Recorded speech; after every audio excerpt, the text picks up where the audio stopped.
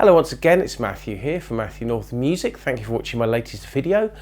And if you find the sort of videos I make interesting, be them about music, electronics, retro technology, or maybe even some of the music I do myself, please hit the subscribe button. It really does help the channel.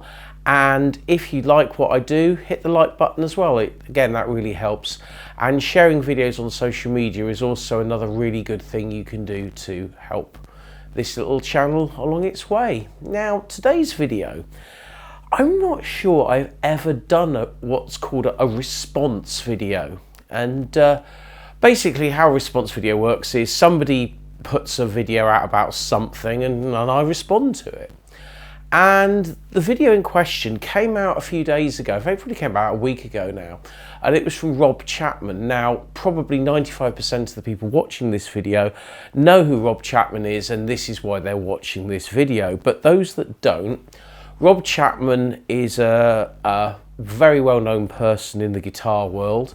He owns a company called Chapman Guitars. He makes fairly high-end musical instruments. And he does lectures about music sometimes. That's how I first met him about 15 years ago. He did a talk at the A to D event at the Phoenix in Exeter. And he makes guitars and he does lots of demo videos for some of the big guitar companies. And he makes videos about equipment and gear and stuff like that. So he's a well-known face on the guitar world. And he did a video about a big story that's happened in the world of music, because two big retailers have literally closed within a week of each other. And not that long ago, another retailer also closed a lot of the shops. And the first one I'm going to talk about is the one that closed a little while ago. I think they have some shops open, but they've shut a lot of their shops. And that is a company called Music Room. Now, there's been a Music Room in Exeter near me for a very long time. I've bought lots of stuff from there over the years. I think before they were the Music Room, they were called Bell and Crane, and I think before that they were the London Music Shop. So there's always been a music shop in that building in Siddle Street in Exeter pretty much my entire life. Now, I'm not sure if it's still there or not. I haven't been there for a little while, but I know a lot of the other branches in the UK have closed. But the two shops that have shut recently, one is the Guitar Amp and Keyboard Centre in Brighton, otherwise known as GAC. Now, they are a huge shop, physically a big shop. And they do a lot of mail order as well. I've bought a few bits and bobs off them over the years. I got a guitar in there once, an Epiphone travel guitar, and I've bought bits and bobs via their website. And the other company is a company based in the Netherlands called Bax Music, and they have also closed down as well. Again, another big, well-known retailer in Europe. And Rob's question basically was, why is this? Why has two big shops suddenly disappeared? What has changed in the world of music? And this is kind of what I want to get into in this video, because I think there's multiple factors at play as to why these shops have closed. And I think it also has a lot to do with why many record shops and music shops have also closed. And it's all to do, I think, with the way that the music industry has so drastically changed in the last 20 years. There literally are so many facets to this conversation. Now, as far as the Guitar and Keyboard Centre is concerned, well, there's a few things about music shops, and I've always found the smaller the music shop, generally the nicer the staff are and the better quality of service you get. Now, I've worked in music retail. When I was about 18, I worked in a keyboard shop in Torquay called In Tune Music. We were a Korg main dealer. And we also sold some of the early music sequencing computers like the Atari ST with Steinberg Pro 24 software. I never knew how it worked, but I could just about fire it up to show somebody it working. But, you know, it was a very small shop, and it didn't last very long because the owner was also a professional musician and decided he wanted to close the shop and carry on being a professional musician, of which Mark still is today. And it was good fun working in that shop. I really enjoyed it. I've always liked retail. I grew up in a shop. My parents had a shop when I was a kid. So serving customers, talking to customers, I've always been pretty good at. But then after I left college, I worked for a shop in Exeter called Bill Greenhouse Musical Instruments. Now, this was one of the premier music shops in the Southwest.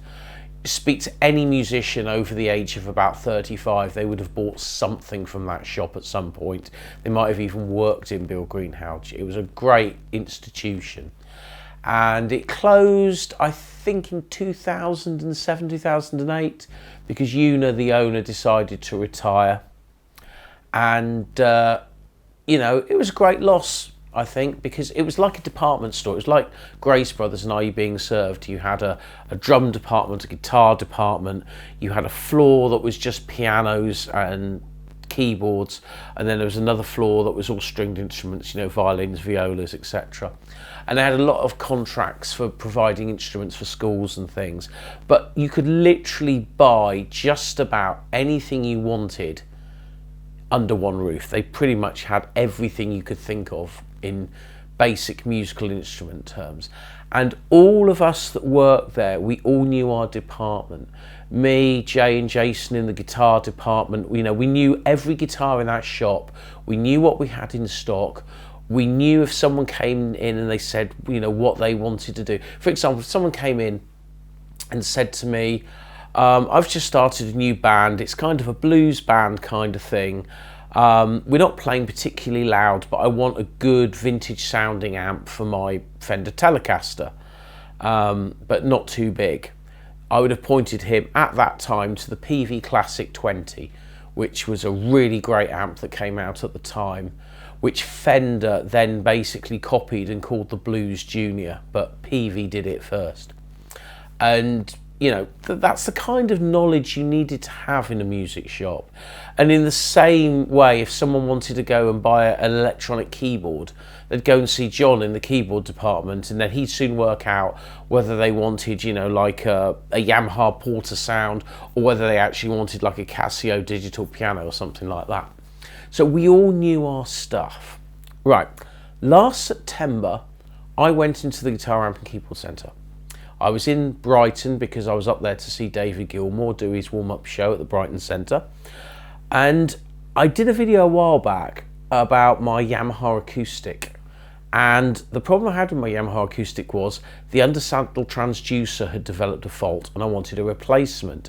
Either a Yamaha one or something equivalent that would be the right impedance, the right level to go with the preamp. And I went into the Guitar and Keyboard Centre and I asked somebody, said, look, you know, I've got this guitar, blah, blah, blah. Do you have a suitable replacement? Well, the person in that department didn't really know what I was talking about. They then spent about 5 or 10 minutes looking things up on the shop website, and it was kind of a computer says no situation. Now, that might have been a one-off, except I had a very similar conversation with somebody in the Yamaha shop in Denmark Street in London a few months earlier. And here lies the problem. These places are just big retailers, and all they want to do is sell you something, a product. They're not interested in repairs. I don't think these shops did second-hand, and they certainly weren't that bothered about after sales. It was just about flogging new stuff and getting it out the door. And I went to other parts of the shop and I was just gradually browsing, and I got the real feeling that the staff didn't particularly want to help you. They didn't even want to be there, to be honest. And in a music shop, that is not the way to do it. If I go to a local shop, like there's a really good shop in Exeter called Project Music. You go in there, they are all super helpful in there. they nearly all know exactly what stock they have, what new stuff they've got in, what second-hand stuff they've got in. And if they get to know you a bit, they kind of know what sort of things you're interested in, you know. And I've bought loads of stuff from there. I bought a Gretsch there. I bought a second-hand Gibson Epiphone J200 acoustic in there. I bought an Avares electroacoustic in there, which I sadly don't have anymore. You know, they were a really good shop to buy stuff from. Whereas the really big shops, they're not. They're just so hollow, and it's, you know, you may as well just go to a website. And I think that's what the Guitar and Keyboard Centre was. It was just a front end to a big website. And I think when you own a big shop like that with a lot of stock in it, not everybody's going to come to your shop. And I think when they do mail order, that I'm guessing is probably done somewhere else. It's like a separate part of the business. I wouldn't have thought there'd be people in the shop that would be packing stuff up to post off each day. But, you know, I can see why that particular shop closed. And like I say, I'm not a big fan of these big shops. I much prefer going to smaller music shops. There's a guy up in Tavistock near me who's got a little guitar shop in the market. And I've not been there yet, but I've seen photos on social media, and I can guarantee if you ask him about something, he will give you an answer straight away. And he will know every single guitar that he has for sale, how they play. And if you just said, I want a guitar for doing such and such, he would say, oh, well, that guitar there is probably what you'd like to, probably be ideal for you. And that's it. It's the local knowledge, and that's what you need in an instrument shop.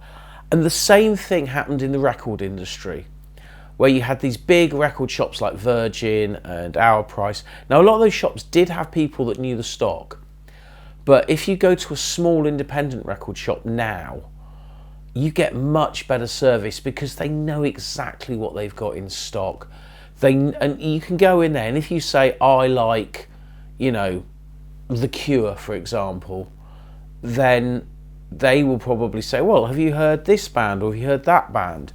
And you get that specialist knowledge that you don't get from, you probably wouldn't get that sort of knowledge from, you know, HMV Oxford Street. I mean, you might, but I doubt it.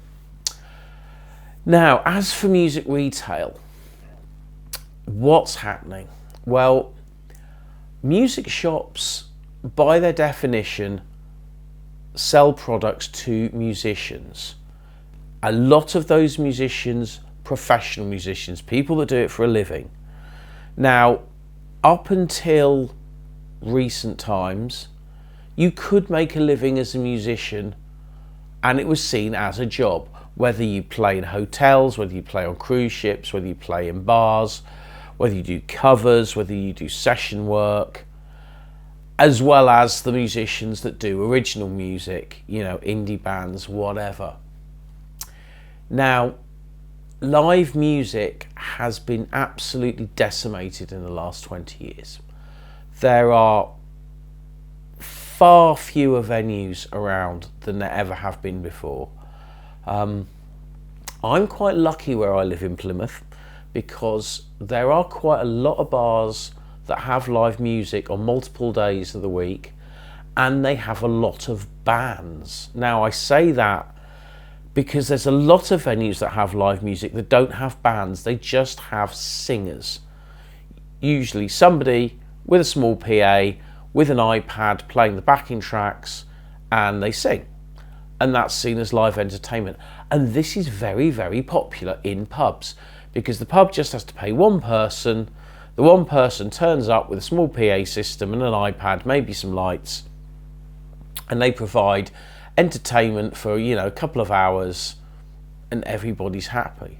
Now, 20 years ago, that entertainment at the smallest would have been somebody with a guitar, maybe a duo, or maybe a trio, small, you know, a guitarist, a singer, and a bass player. It would have been, you know, musicians with instruments. And now you could have, say you had a town with, I don't know, 20 pubs, and they all had live music on a Saturday night. If half of those pubs only have singers, well, the singer hasn't had to go to a music shop to buy any of their kit, because they've probably got a small PA system that they probably got from Amazon, where they probably got their microphone and their iPad from. They would not be going into a music shop to listen to a pair of speakers for their PA. Now, when I worked at Bill Greenhouse's, in the basement we had a big PA department. We had tons of speakers and amps, and people used to come in and listen to the speakers. They might bring a microphone with them to plug in to hear what the vocals sound like. My colleague Jason was very high tech. He used to have a Sony Discman, and he used to, play CDs through it. I mean, in the early 90s, that was seen as, almost cutting edge for a demonstration. But you wouldn't be going to a shop to buy that. So that's half your pubs in a town where the people that are bringing in the entertainment not been to a music shop. Now, when it comes to bands, and I'm going to talk firstly about bands that do covers in pubs. Now, there's a lot less of them around than there used to be, and that also means there's a lot more second-hand equipment in circulation. I mean, when a factory makes a guitar, unless that guitar is physically destroyed or damaged, that guitar will be in existence for decades upon decades. I mean, I've got this guitar here, this nylon string. I mean, I picked that up at the tip for £5 and I made a video about it. Now, that guitar's probably 50, 60 years old, but it's still there, it's still functioning. So that guitar in its situation has not had to be replaced. And yes, there are new people learning guitars and they're wanting to buy their first guitar and so on. But back along, guitar players were forever changing their gear. Someone might have an Ibanez Gem one week and then they'll trade it in and buy a Les Paul, then they'll trade that in and buy a Strat.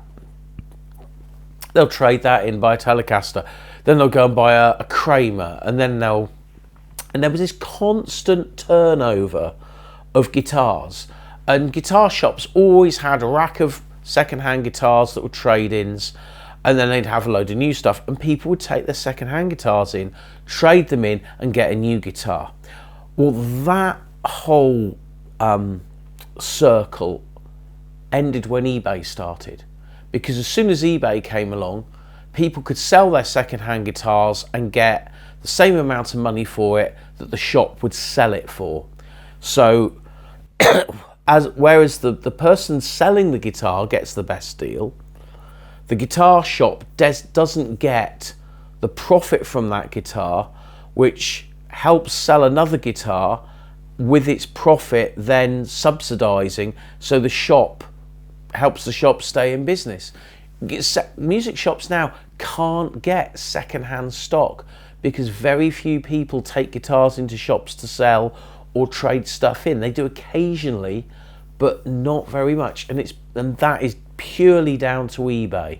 I mean, these days I suppose you've got things like Facebook Marketplace as well, but eBay was the primary thing where people were selling their own stuff. I mean, I've done it myself. I've sold a lot of my gear in the last couple of years because I don't do anything like the amount of gigging that I used to do. Not that I ever did a huge amount, but I know I don't need half the stuff I own, and I've been selling it on eBay, and everybody's doing it. So, that's where most of the second-hand market's gone. Now, getting back to the industry, if you like,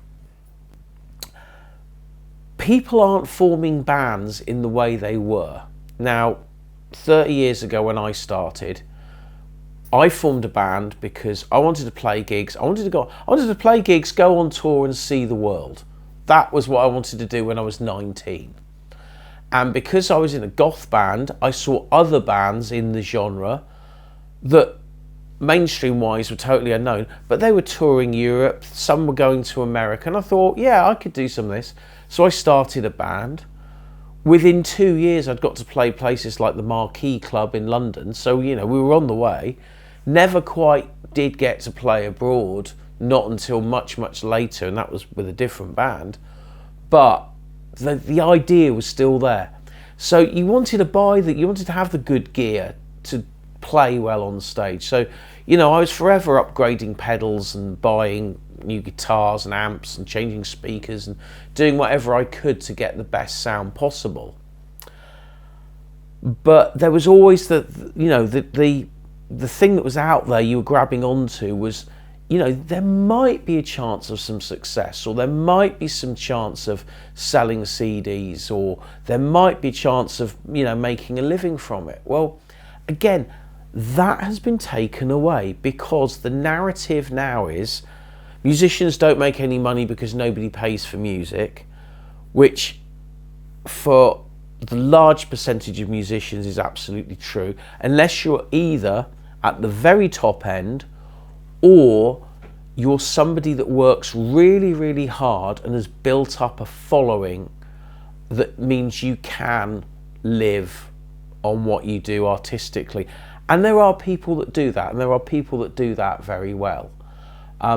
Somebody like Laura Kidd, pen friend, used to be known as She Makes War, is somebody that works mega hard at what they do, is super talented, and makes a living out of what they do, which is making music, putting out records, and now recently I've noticed going back on playing live again. But that's the exception, and that takes a lot of work and a lot of dedication. But I'm sure Laura is probably somebody who doesn't chop and change guitars every 5 minutes like your average rock covers band guitar player would have been doing back in the 80s or 90s. And so when people do form bands now, they're usually one of two reasons. It's either you're forming a band to do work, like playing the pubs, playing clubs, or you might be doing a tribute band. Now, certainly if you were thinking of starting a band where you wanted to tour, maybe play abroad, and earn a good wage, tribute band is the way to do it, because tribute bands make money. They keep venues alive, they keep art centres alive, they keep small theatres alive. A lot of people knock tribute bands, and I'm not a fan of tribute bands, but they do keep the industry ticking along, and the people in those bands will be buying equipment. But then, will they be buying lots of equipment long term? And again, if you've got a good couple of guitars, you've got a good amp, you've got a pedal board, or these days a lot of bands are using, you know, Kemplers and things because they can just plug it straight in the PA. It's a small box and they don't have to worry about anything else. You know, they don't need to keep buying stuff. The only things they need to buy are things like strings and plectrums. And so they're not going into music shops buying equipment. Then you've got bands that still hold on to the idea of we're going to be write our own songs and we're going to have hits and we're going to become massive.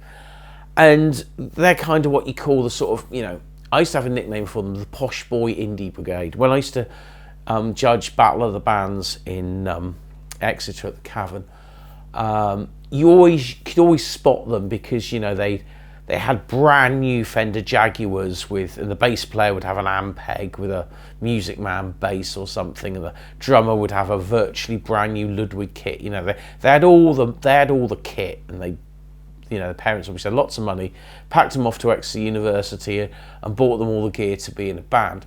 Now, yeah, those people probably did go into guitar shops and buy stuff, but there aren't that many of them. I guess what I'm trying to say is that when people buy instruments, they don't turn over the instruments like they did. I mean, you might want to be a singer-songwriter. You might want your electroacoustic guitar, a capo, and a case, and you want to go to the open mic every night. And are you then going to say, well, been playing, I don't know, Yamaha, I'm going to upgrade to a Takamine, and then I'm going to upgrade to a Martin? you're probably not going to do that, because you're throwing a lot of money on something where the sort of the cheaper guitars are so good now. Why would you need to upgrade? I mean, I've played guitars like my Telecaster that I bought from Thomann. It was like 59 quid, and that's the thing, Thomann. You can buy something, you pay a cheap price for it, and it turns up within a few days, even though it's come from Germany. Again, you know, it's not a great guitar, but once I tinkered with it, because I know how to tinker with guitars, I turned it into something decent. And this is turning into a bit of a waffle now, and I do apologise if I'm waffling on, but I'm trying to make some sense about why music shops aren't doing so well. And I think now there's less places for bands to play, so less bands are forming. If there aren't bands, whereas some people probably will still buy guitars and keyboards, you might not be selling lots of drum kits. You're certainly not selling amplification like what used to be sold. So you're not selling lots of big amps, 4x12s, Marshall stacks, stuff like that. I mean, you know, Marshall stacks, 4x12s. I mean, no second-hand music shop will take them in. I mean, if you've got a Marshall 4x12, unless it's something rare, you're better off taking the speakers out, selling the speakers separately, and ditching the cabinet, because nobody wants them anymore. Because no one's got any use for them, because bands aren't gigging using that big stuff. And so, you know, what's left? Well, people that do make their own music, they make their own music at home. But say, going back to the singers again, if you want to make music and you wanted to write your own songs, well, up until pre-GarageBand, if you like, most people would have a guitar and they'd write a song on a guitar, piano, or they might have a computer with a synthesizer of some description and they program in music and stuff. Well, so many people now are using their phones and GarageBand and now AI that they don't even need any kind of musical input device to create music. I mean, my friend's got GarageBand on her iPad, and she showed it to me the other day, and it's a really powerful bit of kit. I mean, I've never used it, but you literally can just create loops and things and put them together very, very easily. And if you're a singer, you can just sing over the top of that, literally singing into your iPad. You've made a demo of a track. You could refine it a little bit and then stick it up on Bandcamp, and that's your music out there. And this was something that would have been done with a 4-track tape machine, a drum machine, a guitar or keyboard to make music at home. And all those bits of equipment would have been bought from a music shop. But the technology has meant all those little things aren't needed, so the shop's not needed to buy stuff. Now, where does the future lie in music retail? Well, as I alluded to earlier, I think it's got to be the smaller shops, because they're the ones with the specialist knowledge. And when you want to buy a guitar, particularly, there is nothing better than trying out the guitar you want to buy. Oh, I do apologise. I've not been very well the last few weeks, and gradually better, but still got the odd cough. You know, if you want to try a guitar, you go into a shop, you try that guitar on the wall. If it feels right, then you'll buy it. That's how I've bought probably 85–90% of all the guitars I've ever owned. I've only ever bought maybe 3 or 4 online, and 2 of those were second hand. I've always tried guitars out, and I do occasionally go into guitar shops and try out guitars and might buy one now and again, but I'm of the age now where I don't think I will ever need to buy another guitar unless I damage one, because I've got all the guitars that I need, and I do not feel there's a guitar that will make my life any better. You know, I'm happy with what I've got, especially after buying the Reverend. Buying that Reverend Reeves Cabral Signature, that guitar does absolutely everything I've ever wanted out of an electric guitar. I use it in All Living Fear, I use it on my solo electric gigs, I use it for all the Mike Westbrook stuff. It is just the perfect instrument. It does everything. And I could, if I only ever had to gig with that guitar for electric stuff, absolutely fine. Don't need anything else whatsoever. It is absolutely perfect. And I even tried some other Reverends out when I went to the Birmingham Guitar Show a couple of years ago. And they were all very, very nice guitars, beautiful to play. But it was like, well, I've already got one. I don't need another one. And I'm actually going to be getting rid of a few more of my guitars because I just simply don't use them anymore. And there are so many guitars out there now. And when the bigger brands like Gibson and Fender bring out their, you know, their deluxe range of guitars, I mean, the only people that can really afford to buy them are going to be old men with big pension pots and people that want to stick them on the wall, because gigging musicians sure as hell can't afford them. And you wouldn't want one. I mean, you would not want to be playing a pub where you're going to earn 50 or 100 quid with a £3 guitar, because that's ridiculous. You know, you spend the whole night just making sure nobody touches it, let alone nicks it. And whereas you could buy, you know, a perfectly good Squire or something for a couple hundred quid, and you wouldn't worry so much about that. But, you know, I'm digressing a bit.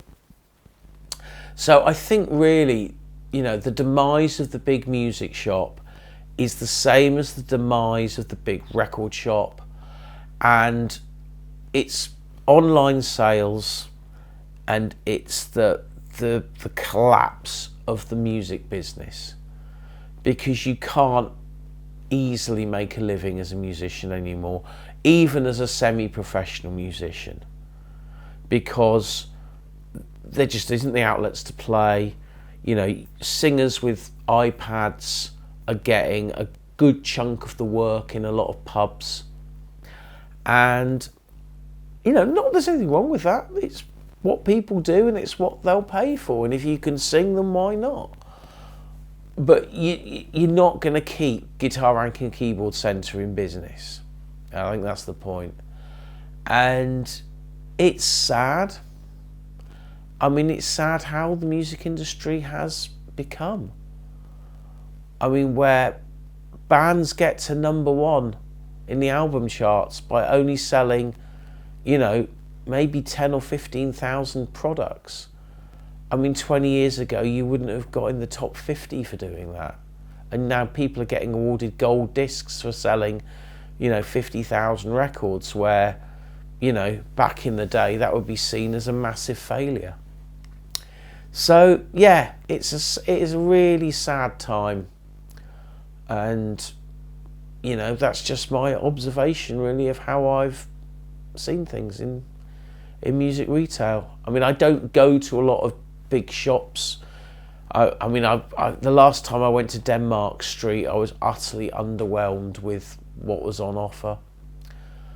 As I say, the smaller shops, you go to a small town, you see a little music shop, you're gonna find some goodies in there. You always do, and I always do when I go to them. Anyway, that's my video for today. Sorry if it's been a bit of a waffly one, but you know, feel free to leave a comment, and catch you on the next one.